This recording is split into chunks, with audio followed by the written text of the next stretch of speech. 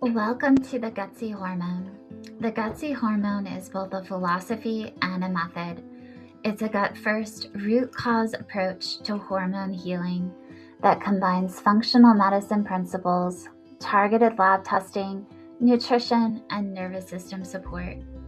Instead of chasing symptoms or forcing hormones to behave, we look upstream at digestion, blood sugar, stress physiology, and the internal environment your hormones are responding to. Because hormone balance is not about doing more, it's about creating the conditions where your body can heal. Let's dig into today's masterclass. Hello everyone, welcome. Thank you for joining me today. I'm Ishbel. You can find me at Gutsy Hormone on TikTok, where I'm going live today on IG. And I specialize in hormone balance, looking at hormones through the lens of functional medicine and really looking at how the different systems of the body work together to balance our hormones. Today, I am going to be talking about New Year's resolutions and why it's not your fault that they don't stick. And anytime that we're talking about hormones, we really want to be talking about the nervous system at the same time. Anytime we're thinking about hormone balance, stress plays a huge factor in that. And because of that, we're going to start off our live show today just taking a deep breath together in through the nose and out through the mouth. And what that does, just that simple breath, what it does is helps your body to shift from a sympathetic state, that stress state, that fight or flight state, into a sympathetic state, which is the rest and digest state.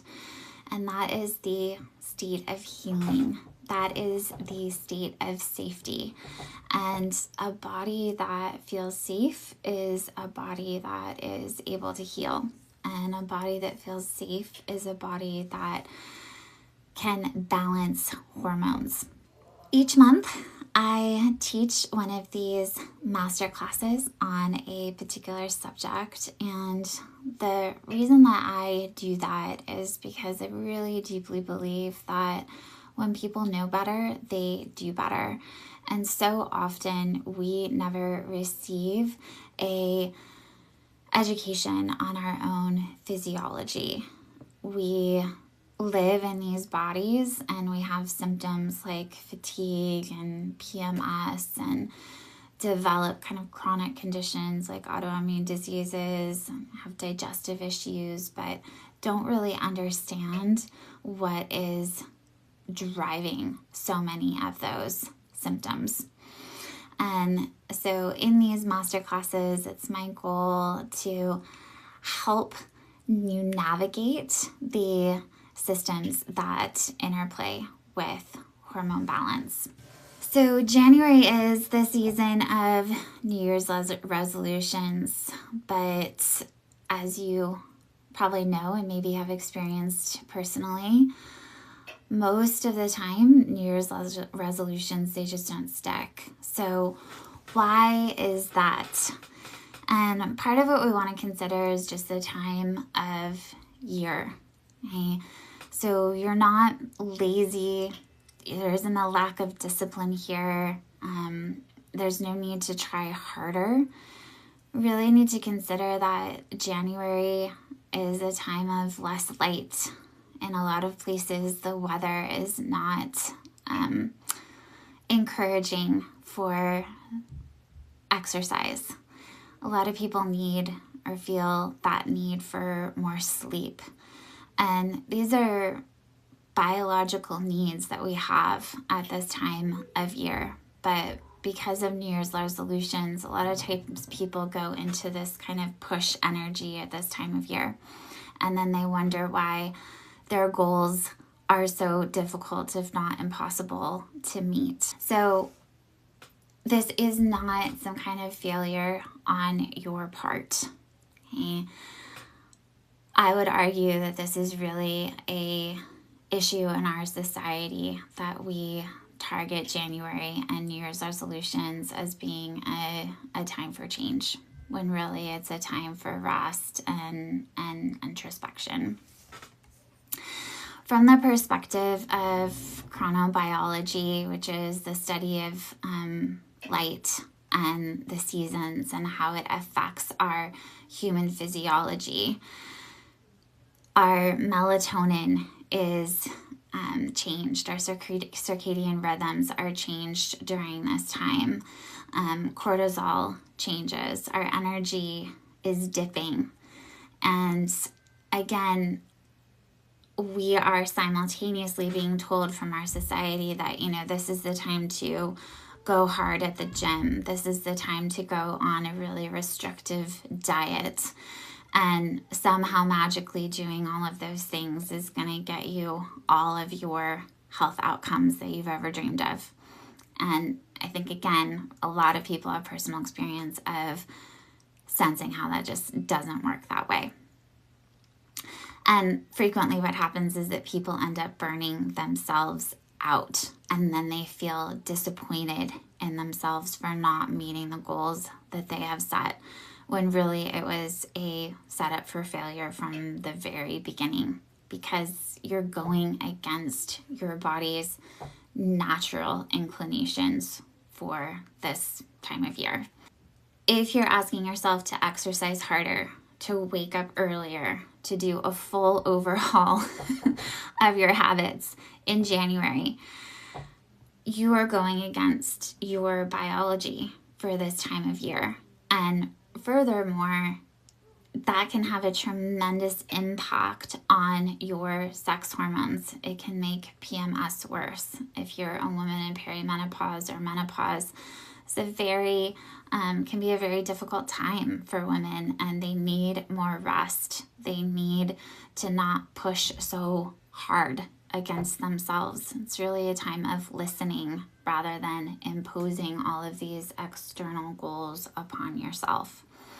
Again, from this perspective of hormone balance, if you're not listening to what your body needs, if you're superimposing this schedule upon yourself that you've just predetermined because you decided that it should be this way, again, you may find that it actually backfires. You might actually gain weight even when you're doing all of the right things. So when we're talking about stress, it's important to understand kind of the physiology of that and the downstream impacts that does have on hormones. So a lot of times when people think about stress, they're familiar with cortisol. Cortisol is produced in the adrenal glands. The adrenal glands are tiny little glands, but man, are they powerful. They have a lot of jobs. They help us to balance our blood sugar. They're part of our stress response. They are part of the immune system. And they also are the first line after the brain to help produce and signal for sex hormone production.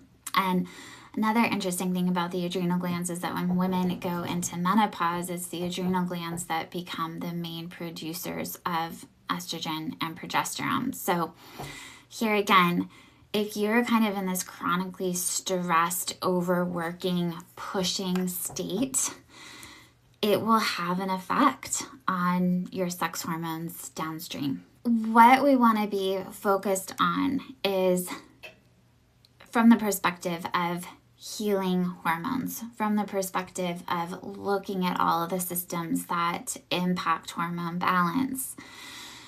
We need to understand how stress impacts all systems. So we know again that the adrenal glands produce those sex hormones, and they also produce stress hormones, but also there's the digestive system. And there's a reason why the parasympathetic state, which is often known as the rest and digest state. And isn't that interesting that when we are in a restful state, our digestive system functions better. that's its optimal time to digest. Okay, so if you're running around, pushing yourself, eating on the go, all of those things, it will negatively affect your digestive system. And what a lot of people don't understand is that how the digestive system functions and how optimal it is working directly impacts hormones as well, particularly when it comes to estrogen levels. So a lot of people, men and women, but a lot of men don't realize this, that men can experience symptoms of too much estrogen just as women can experience symptoms of too much estrogen. The symptoms are different, but the cause is the same. And the digestive system has a huge part to play in that.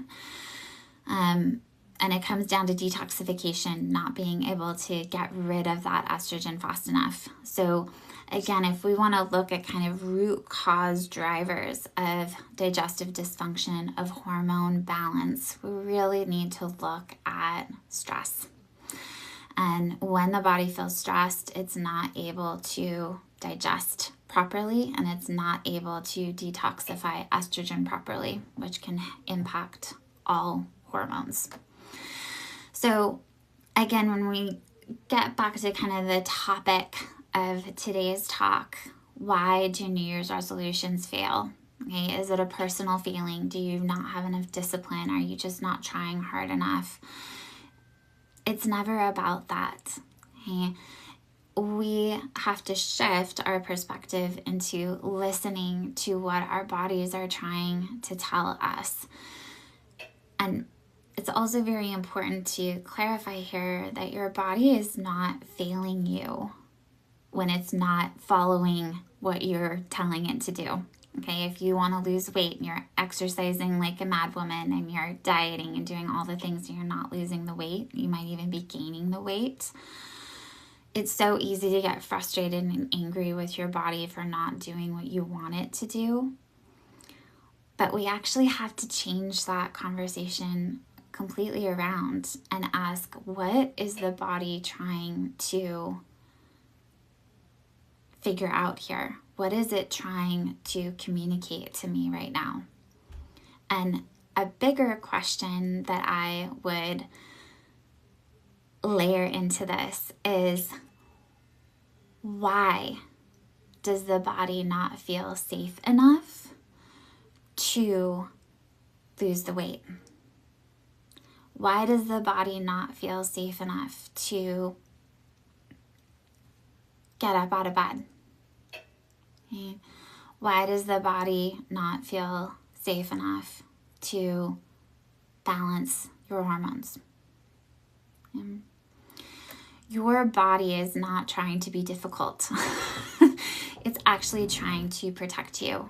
It's trying to take care of you. It's actually trying to adapt to the environment that you are placing it in. So we talked about chronobiology in today's talk, and I also want to talk about trauma biology. So trauma biology looks at something that's really essential to this conversation, which is that the body is always going to prioritize survival above anything else. And when you think about the basics of hormones and understand the basics of hormone function, particularly sex hormones, the ones that we hear people really complain about the most frequently, okay? Sex hormones are in place so that we can reproduce, okay? So that we can have children. And your body is not going to want to reproduce if it feels unsafe, if it feels stressed. Okay? So from the perspective of trauma biology, we have to ask these questions, right? Why has my motivation dropped? Why do I need more sleep? Why isn't my brain as clear-headed today? Okay. Did I allow myself enough downtime? These are really important questions. Did I allow myself the time to settle my nervous system? We are surrounded by so much noise, social media being, for a lot of people, a huge source of noise. How often do you set your phone down completely and just breathe and be quiet and let your body rest? So trying to force your body to do something like get up early at 4 a.m. to go do your workout, okay? If that works for you, more power to you, okay? If your body like eats that up and it's like, yes, let's get up at 4 a.m. and go do a hardcore workout before the day, fantastic, good for you, okay? But if it doesn't, if it is rebelling against that and you feel like you're dragging yourself through that New Year's resolution, stop, listen, pay attention to what your body is trying to say, because those very well-meaning efforts that you're putting forth, they very well will backfire. Okay? So your body is always going to get the final word on how it feels about what you're doing, how you're living your life. And again, this is not because of some sort of like moral failing in you. Okay. Again, it's not because you aren't disciplined enough. Okay. It's not because you haven't organized yourself well enough. Certainly, there is a place for discipline and being organized and planning ahead and all of those things. Those are all really important parts of self-care. However, the point of today's talk is, why do New Year's resolutions fail? And my argument is that they fail because we're listening so much to the external noise of, weight loss and health and getting toned and doing all these things. We're not listening enough to what the body is trying to tell us, and really what the body is designed to do, especially at this time of year in the depths of winter. So from a behavioral and neuroscience perspective, something that I talk to my clients about all the time, okay, it's a really important thing to keep in mind whenever we're talking about anything health related, whenever we're talking about changing habits, whenever we're talking about self-care of any kind. Remember that we as humans are designed to seek pleasure, to avoid pain, and to conserve energy. Okay. And under chronic stress, those needs get stronger and stronger and stronger. Okay. So if you are chronically stressed and you're simultaneously trying to change your habits, and let's say the habits that you're trying to shift into are ones that are also stressful. For example, if you need 10 hours of sleep, but you're trying to survive on 7 because you want to get up at 4 a.m. to go work out, those two things are going to compete against each other all day long, every day. And for most people, what ends up happening is they burn their bodies out. And they will notice that their symptoms that they're trying to improve actually get worse, not better. Knowing that your body is designed to seek pleasure, to conserve energy, this is a powerful tool set for you. And there are times when we are trying to change our habits, change our health outcomes, and we have to navigate and negotiate with that need for self-pleasure, right? I think most people can agree that sitting down and eating, a pint of ice cream and chocolate cake sounds absolutely delicious and amazing, and who doesn't want to do that? But they're probably not going to feel very well afterwards. Okay? So we have to recognize when we are leaning into pleasure, and that pleasure is going to backfire and cause us pain, and when we need to lean into rest that feels like pleasure, and that rest is going to pay off in dividends for us. And constantly juggling that, right? Constantly asking, what's the long-term outcome of this? And go back, to my example today of the 4 a.m. workout.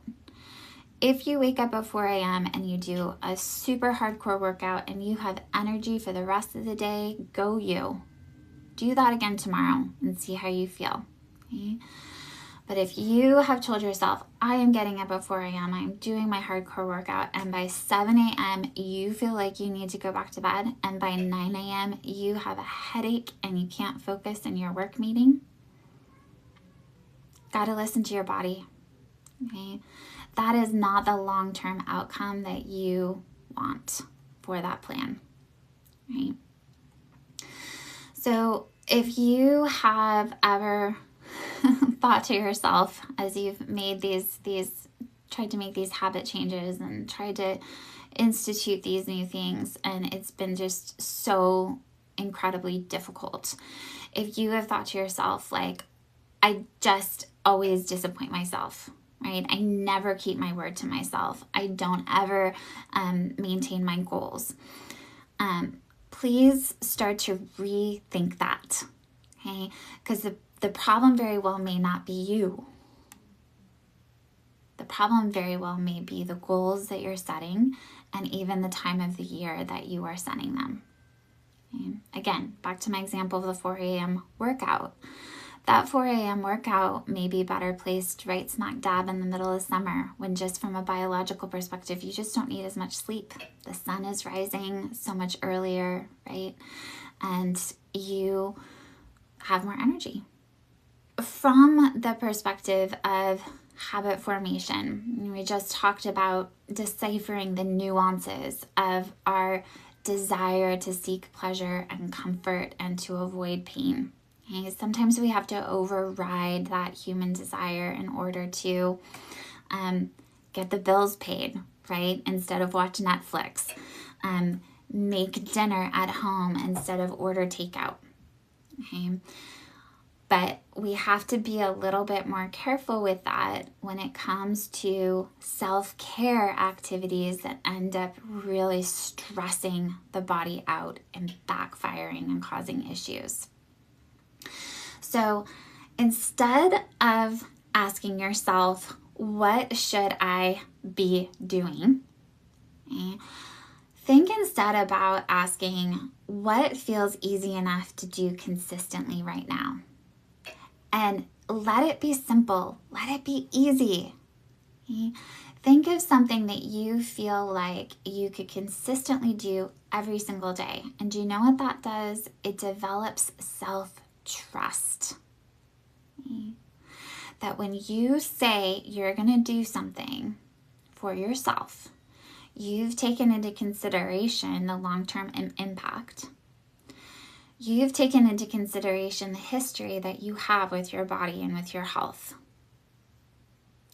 You are making plans and making goals from a very informed, introspective place versus making goals and health decisions from a place of societal pressure.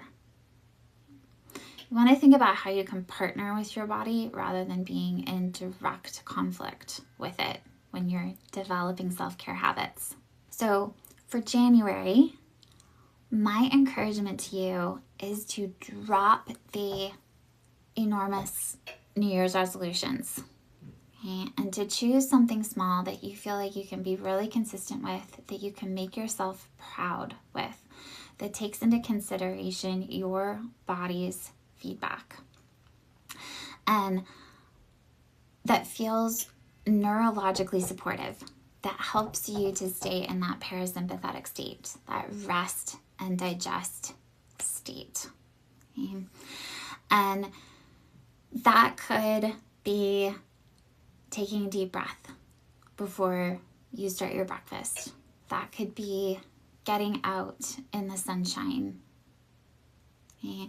That could be taking a short walk and just letting the sound of nature envelop you. Okay? It could be laying on the floor and just closing your eyes for 5 minutes. Okay? It doesn't have to be a big to-do that you are asking of yourself, but it does need to be respectful of you and respectful of your body. And the last thing that I just want to share and leave with here is this idea of safety. Okay? So when the body feels safe, the brain sends messages to the downstream glands saying, we're safe, we're in a good spot here. So digestive system, you can go do your thing. Okay, you can help to provide the body with nutrition. You can work on detoxification. You can help to work with the immune system to support all the other systems.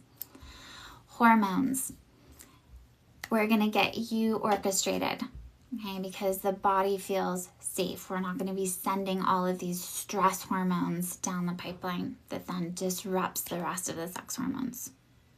Okay. Safety is critical. So again, ask yourself, are your self-care habits, are they making you feel safe? If they're not, rethink them. It doesn't matter if your self-care habits are ones that you read about in Self magazine. If they don't make you feel safe and they don't make you feel good, more than likely it's not going to have a positive outcome on your body. So